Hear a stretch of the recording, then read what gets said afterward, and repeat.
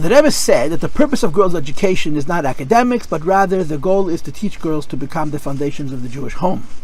What is the Rebbe's directive for the goal of boys' education? What does the Rebbe want boys to come home to become today?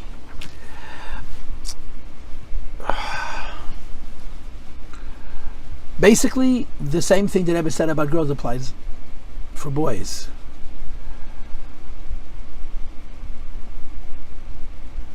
You see, in the secular world, education is strictly about information, what they call the 3 R's, to prepare people to be able to survive in the adult world and to make a living. The Rebbe was deeply disturbed by that phenomena, and the Rebbe felt that education, schooling, is not just about giving us skills, it's about teaching us how to be people. People who have respect, have honor, have responsibility, have conscience, have loyalty, have a good work ethic. Which is why the Rebbe felt so strongly that it's very important that children should have God in their life, because God is the basis for all of these qualities. What that means is God is the basis for all of these qualities, not only because it's good for me, but because it's right. So even for non-Jews, education is not about information. It's always about making mention, making people. And of course, this the same is true for Jewish boys and for Jewish girls. In the Jewish world, in the Frum world, in the Orthodox world, you have different communities with different schools. Some schools place almost all the emphasis on scholastics, on intellectual aptitude and development. Other schools mix it up a little bit and they place a considerable emphasis on learning, but a certain emphasis also on Yiras Shamayim and Midas Tevis. I would argue that in Hasidic schools, the mix is the most complex, meaning in a Hasidic school, boys or girls, the balance between academic excellence and scholastic aptitude and the need to develop emunah and avas Hashem and Yiras Hashem and Midas Tevis and Yiras Shamayim in terms of practicing mitzvahs, the balance is very different. We consider raising good Jews a far greater value than raising an educated Jew, an academically educated Jew. But here's the catch. The catch is, to say it in one sentence, what do I need to do to get from point A to point B? What do I need to do to achieve that end? And the fact is, it was always true, and it's particularly true now, that to get from point A to point B, the kids have to learn. I'm reading the words. Girls' education is not academics, but rather girls teach girls to become the foundation of a Jewish home. I guess boys' education is not academics, but the goal is to become the light of the Jewish home, the leader of the Jewish home, whatever word you want to use. But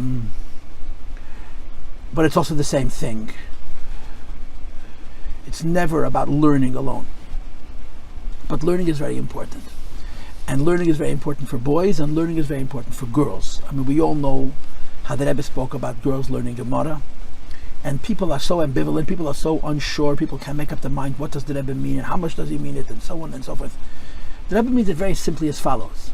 If a person lives in this society, in the modern society, and they're not particularly intellectual, not everybody's intellectual, they're not particularly intellectual, so they're not curious about worldly things, and they're not excited about new inventions and new discoveries. For such a person, knowledge in general is not that important. Lyhadus, Torah knowledge and secular knowledge are just not that kind of a person. For such a person, if they go through school and they learn Torah and they're taught how to do mitzvahs, which I cannot emphasize enough, you have to practically learn how to be a Jew actionably, and they don't learn that much, as long as they come away with the goals that the schools have set for themselves, which is to make good Yidden, it's a success. I would agree that there's a bit of a difference between boys and girls in this area, because men have a halachic obligation, have a biblical obligation of Talmud Torah, to learn Torah, and girls do not, which means for a man learning Torah is not a means to an end, it's an end. So a man has to leave yeshiva with a mindset that no matter what he's doing, and no matter how old he is, no matter how busy he is, he has to be kivei itim l'teda. He has to learn Teda every day. It's a chiyuv. And if you would ask the Rebbe, he would say Chitas and Rambam are not enough. You have to have a Shir in Gemara, a Shir in Chassidus in addition. But for such children and such people, the emphasis on academics is not that important. But when you have children, boys or girls, who are very curious and they're very informed, you need to provide for them at least as much Torah scholastics as lahavdil the other. Whether they're getting it in school, or they're getting it from Google, or they're getting it whatever other way. One of the tragedies that I observe is when you find Chassidish kids who get more excitement out of acquiring secular knowledge than Torah knowledge, and it's not because Torah knowledge doesn't have any meaning to them. It's because we've not found a way to stimulate them in Torah. They don't see the academic robustness. They don't see the sophistication and the nuance and the depth that there is in Torah. And when it comes to these children, the need to teach them and the need for them to learn and to develop their minds in Torah is very, very important, because Torah is Kedusha. And Chacham Aschitzenis, like it says in Tanya, as much as we don't understand it, it's B'tama Me'er Valev. Spending your days and nights studying mathematics and physics and chemistry takes your brain to a place where it's not sensitive to spirituality. And it's an observable fact. And the more you engage in these kinds of areas of knowledge, the less sensitive you become to Ruchnius.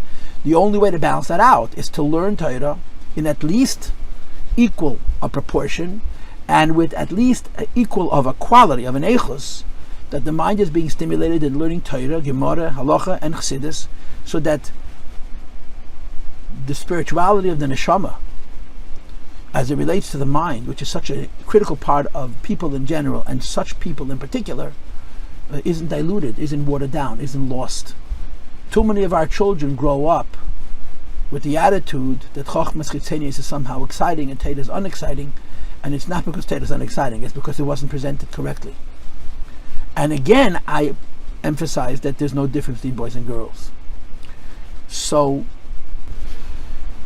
either the answer is that both for boys and for girls learning is very important, or for boys and for girls learning has a place but it's not important, but that there is this difference between boys and girls because boys have an obligation to learn, but it's never learning by itself.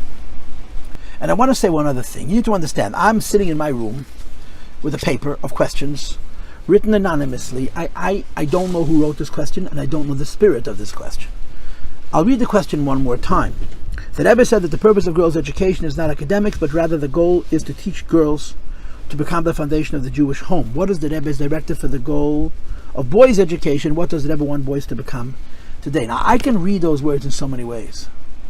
I can read those words as the person writing this question is disappointed with boys' education, or perhaps he's disappointed with boys. He married a daughter to a bacher, and she finds him or he finds him not adequate. There could be a negative tone to this question.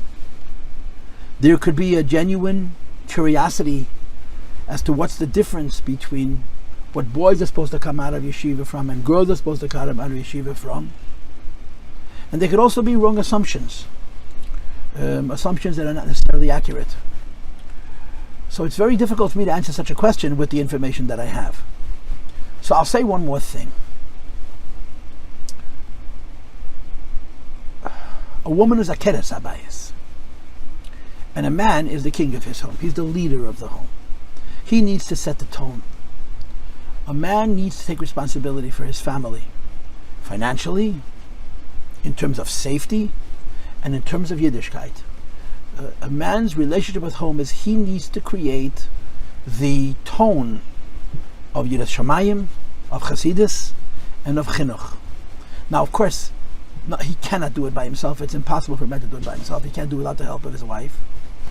But if we are going to define boys' roles and girls' roles, male roles and female roles, strictly, in other words, if we're going to say that a woman's role is like keres habayis, she's the foundation of the home, meaning to say that whatever the home is supposed to be, she makes happen, his role is to create the initiative. His role is to create the direction.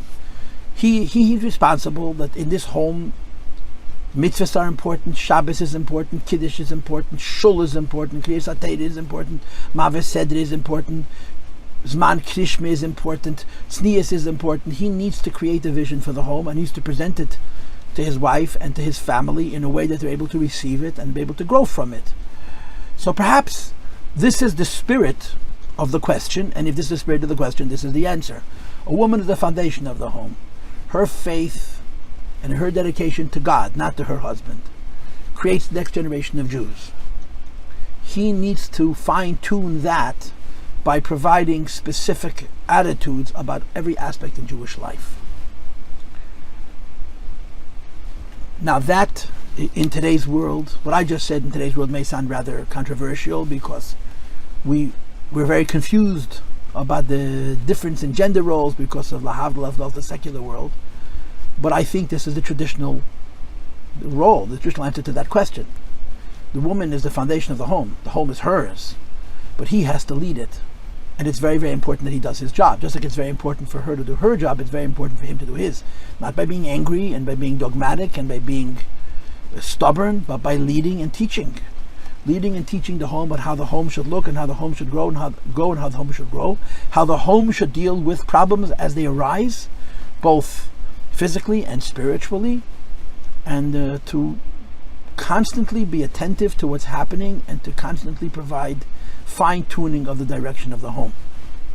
I will say this in conclusion, okay, and for this I may get even into more trouble than for what I said before, and that is, ideally, optimally, there are men and women have traditional roles for all kinds of reasons, including the fact that not all people are created equal. Not in every home are these roles filled precisely by a man and by a woman, black and white. There are very often women who do many of the things that a man is supposed to do. And there are instances in which a man is doing those things that a woman needs to do. So, let's say, if the opposite of akeres habayis is neir habayis, let's just use that form, right? If the opposite of the foundation of the home is the light of the spearhead of the home, and we'll apply those criteria to a woman and to a man respectively. And that the girls go to school to learn this, boys go to school to learn this, and of course you can question, okay, leave that alone. The bottom line is the home has to work. And if one or other of the parents is unable to fill their quote-unquote traditional role, it becomes the other person's responsibility. It's not like, well, this is not my job, I don't do it. So there may be a basic understanding or a basic approach to what is a man's role and what's a woman's role. But in the reality, the thing that really matters is that the home functions. And if a woman sees that things that really are her husband's job, in terms of taking kids to shul and things like this, she has to step in and make them happen. If a man sees that things that should be responsibilities of women are not being managed correctly, he has to make sure that they happen. And make them happen, maybe they has to do them himself rather than lecture his wife, which is of course incredibly helpful. So there are definitions of the man's role and the woman's role, and in the most basic sense we call it mashpia makabel, and which is how I am speaking to this question. But the important thing is that the home should function. We get married with all kinds of expectations. The expectations we have when we get married usually are not met. And the expectations that our spouse has are also not met. When we get married, we embrace the life God gave us and we make it work. And whatever we need to do in our home, we do. And the specific roles of men and women have to do with the personalities and natures of men and women. But in the end, the important thing is that we raise a Dei Shalom Mevarech, that we succeed in our homes and with our families and with our children and with our Shalom Bayis, whatever we need to do.